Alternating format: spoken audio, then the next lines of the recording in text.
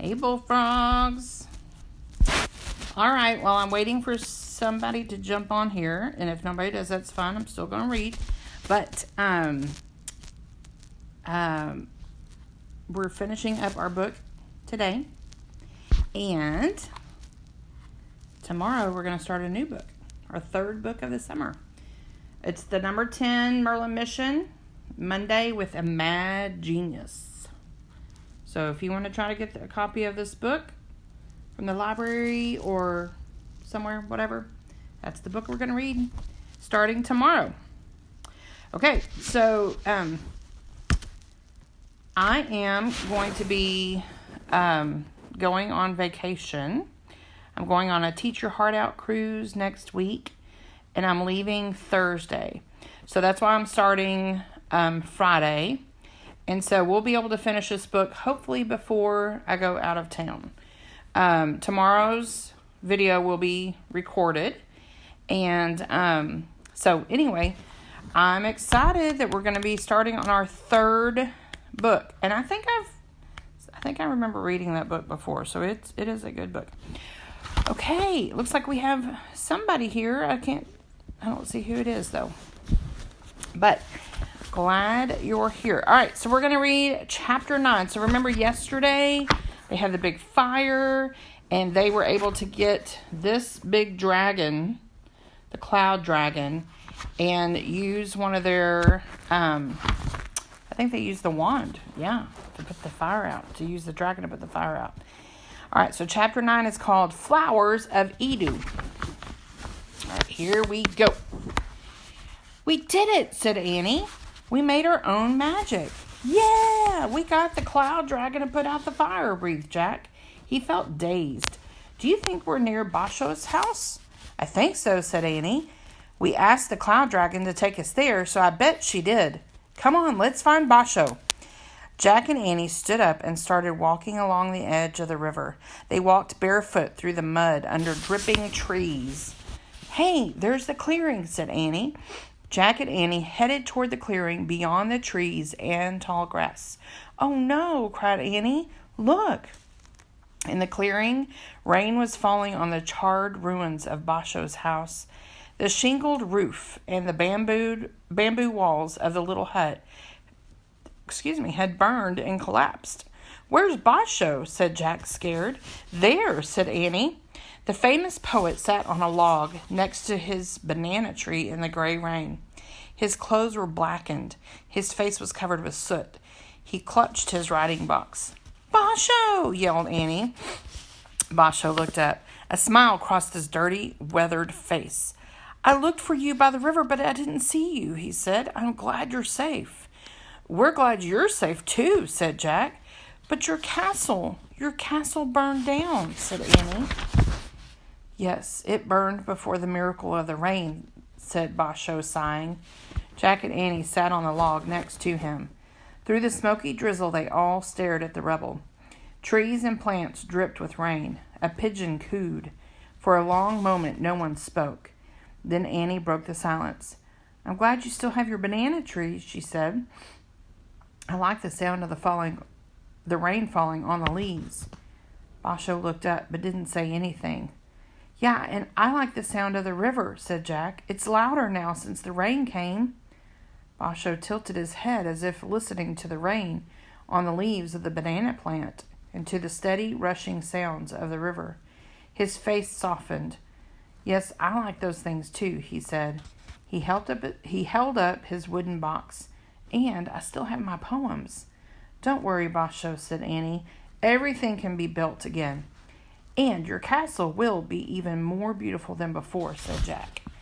Basho smiled. I suppose that is why the ancients call our fires the flowers of Edu, he said. What do you mean? Asked Jack.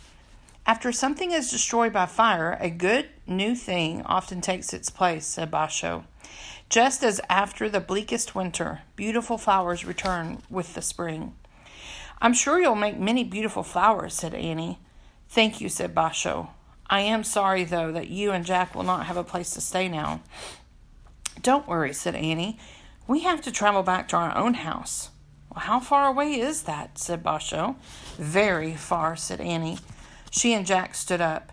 "But we just need to get back to the Imperial Garden. We'll know the way from there." "Good," said Basho. He stood up. "Come, I will accompany you back to the garden." "Thanks, that would be great," said Jack. Basho picked up his walking stick. Then he led Jack and Annie along the bank of the river. Through the light drizzle, they saw a ferry boat moving upstream. Basho waved, and the pilot steered the boat to shore. Jack and Annie followed Basho onto the ferry. The three of them sat together on a wooden bench. The other passengers stared at them. Many had ashes on their clothes and soot on their faces. Jack was relieved to see that no samurai were on board. "Greetings, Master Basho," the pilot said. The other passengers nodded respectfully to Basho. They smiled as if the presence of the great poet gave them hope. "The rains were a miracle, were they not, Master Basho?" an old woman said. "Indeed they were," said Basho. "I guess the cloud dragon showed up just in time," said Annie. "Annie," whispered Jack. Basho smiled at her. "I'm afraid no one believes in the cloud dragon anymore, Annie," he said. "But it is lovely to pretend, is it not?"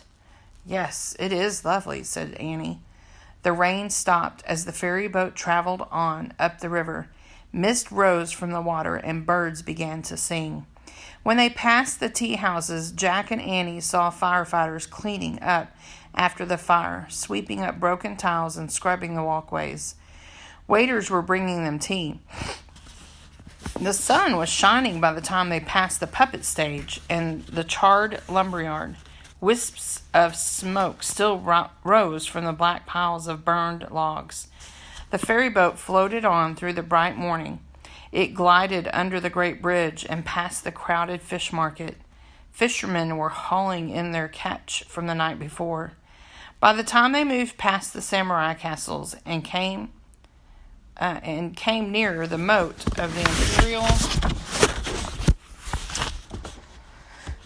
Garden, the sun had completely dried out Jack's and Annie's kimonos.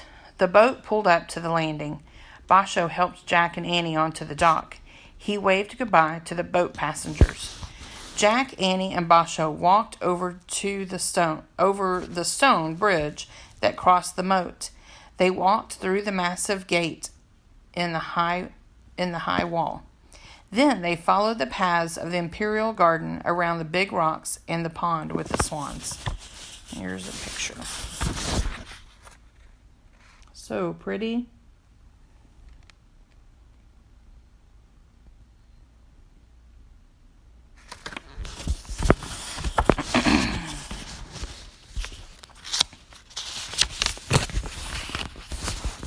Jack kept an eye out for horses and samurai warriors, but the garden was as peaceful as when they had first landed. It was filled with bird song. The willows swayed. Waters from the waterfall tumbled into the green pool. Jack caught sight of the sun shining on the treehouse, high in the cherry tree. Jack stopped walking. "We know our way home from here," he said to Basho. "Are you certain?" asked Basho. He did not seem to notice the treehouse and the cherry tree. "We're sure," said Annie. "Once we start on our way, the trip will be easy." Basho nodded. "You remind me of the famous saying of the samurai Musashi," he said. "A journey of 1,000 miles begins with one step." "I've heard that saying before," said Jack.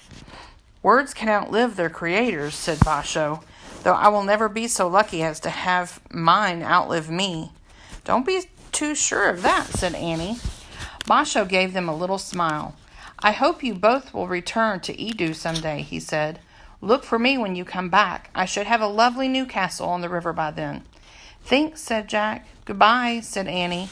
They both bowed to Basho. Basho bowed to them. Then the great poet turned and left them. Falling cherry blossoms floated on the wind as he walked away. Jack and Annie watched Basho until they could no longer see him. Then they turned to go. Just as they started walking, a man stepped out from the shadows of the garden. The man wore a blue coat and 2 swords hung from his belt. "Excuse me," said the samurai. "May I see your passports, please?" Yikes.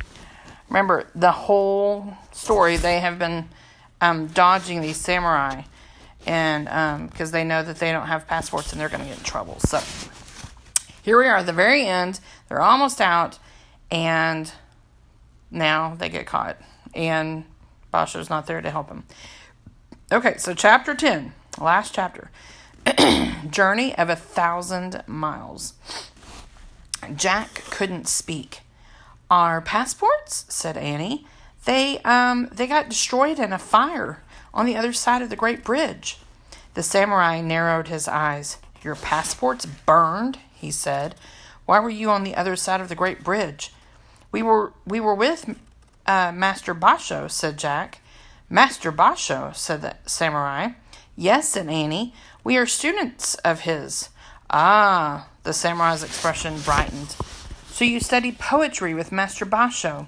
"Yes," said Annie. "Would you like to hear some poems?" "Oh, no," thought Jack. "Not again." "Yes, please," said the samurai. "No problem." Annie thought for a moment and then said, "Here's a simple little poem," she recited. "Rain falls outside, but the tiny cricket on the hearth is dry tonight." The samurai nodded. He said. "Yes, very simple, but very lovely." "Thank you," said Annie. The man turned to Jack. Jack could hardly breathe. His mind was blank. He looked to Annie for help, but Annie just smiled, waiting to hear his poem. Jack cleared his throat. He tried to stay calm. He closed his eyes and let his mind roam over their visit to Japan. He opened his eyes. He looked up at the cloudless sky and said, "The sun is shining. The day is hot. But moonlight and cool breezes still fill my heart, left over from last night." "Wow," whispered Annie. "Good."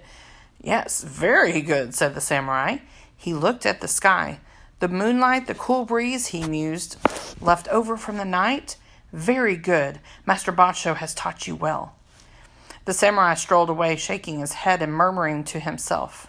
He let out a happy laugh as if delighted with the day. Jack couldn't believe it. They were free. "Hurry, let's go," he said, "before someone else sees us." Jack and Annie ran to the rope ladder and started up. As soon as they climbed inside the treehouse, Jack grabbed the Pennsylvania book. He found a picture of the Frog Creek woods. As the famous samurai once said, "A journey of 1,000 miles begins with one step," said Jack. "Or one sentence," said Annie. "Right," said Jack. He pointed at the picture. "I wish we could go home." Annie gasped. "Wait a minute," she said. "We forgot our mission." "What?" said Jack. But the wind started to blow. The treehouse started to spin. It spun faster and faster. Then everything was still.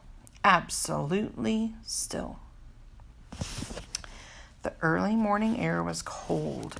Jack and Annie were back in Frog Creek, wearing their own clothes. Jack's burlap bag was a backpack again. He looked inside to make sure the wand of Dianthus was there. It was. And Basho's frog poem was there too. "I can't believe it," said Annie. "We didn't look for a secret of happiness for Merlin. How could we forget that?" "Oh man," said Jack. "We were so busy worrying about the samurai and putting out the fire that we forgot our mission." "What will Morgan say?" said Annie. "We've never forgotten a mission before, and this one was the most important we've ever had, to help save Merlin." Annie was near tears. Wait, calm down," said Jack. "Let's think a minute. Maybe we actually found a secret of happiness. Maybe we just don't know we found it." "You mean, like, were we extra happy at any time?" said Annie. "Yeah, sort of," said Jack. "Were we?"